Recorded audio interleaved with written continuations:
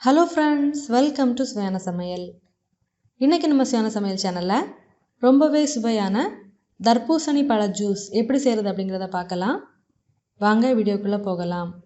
சுவையான சமையல் சேனலை நீங்க இன்னும் சப்ஸ்கிரைப் பண்ணலனா சப்ஸ்கிரைப் பட்டனை கிளிக் பண்ணி சப்ஸ்கிரைப் பண்ணிக்கோங்க. கூடவே பக்கத்துல வர பெல் ஐகானை கிளிக் பண்ணி ஆல் செலக்ட் பண்ணிக்கோங்க. இந்த சேனல்ல வர வீடியோஸை மிஸ் பண்ணாம பாருங்க.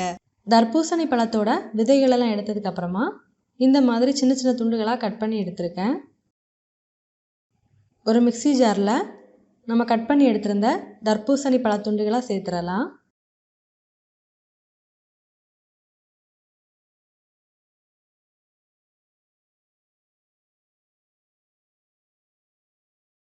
இது கூடவே கொஞ்சமாக புதினா சேர்த்துடலாம். புதினாவோட ஃப்ளேவர் உங்களுக்கு பிடிக்கும் அப்படின்னா மட்டும் சேர்த்துக்கோங்க, இல்லை அப்படின்னா சேர்த்துக்க வேண்டாம். கூடவே உங்களுக்கு தேவையான அளவு சர்க்கரை சேர்த்துக்கோங்க. இப்போது இதை நல்லா அரைச்சி எடுத்துடலாம். இதை நல்லாவே அரைச்சி எடுத்தாச்சு. இப்போது இதை வடிகட்டி எடுத்துடலாம்.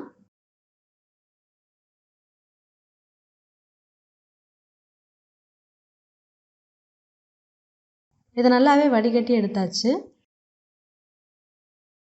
இப்போ ஒரு கிளாஸில் ஐஸ் கட்டிகளாக சேர்த்துடலாம். நம்ம எடுத்து வச்சுருந்த தர்பூசணி பழ ஜூஸையும் இதில் சேர்த்துடலாம். பாருங்கள், ரொம்பவே சுவையான தர்பூசணி பழ ஜூஸ் ரெடி ஆகிடுச்சு. நீங்களும் இந்த மாதிரி செஞ்சு பாருங்கள்.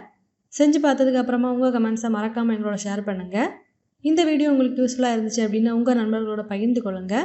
நீங்கள் இன்னும் நம்ம சுவையான சமையல் சேனலை சப்ஸ்கிரைப் பண்ணலைன்னா மறக்காமல் சேனலை சப்ஸ்கிரைப் பண்ணிக்கோங்க. இந்த மாதிரி சுவையான ஒரு ரெசிபியோட நான் உங்களை சந்திக்கிறேன். அது வரைக்கும் சுவையாக சமைங்க, சுவையாக சாப்பிடுங்க. நன்றி.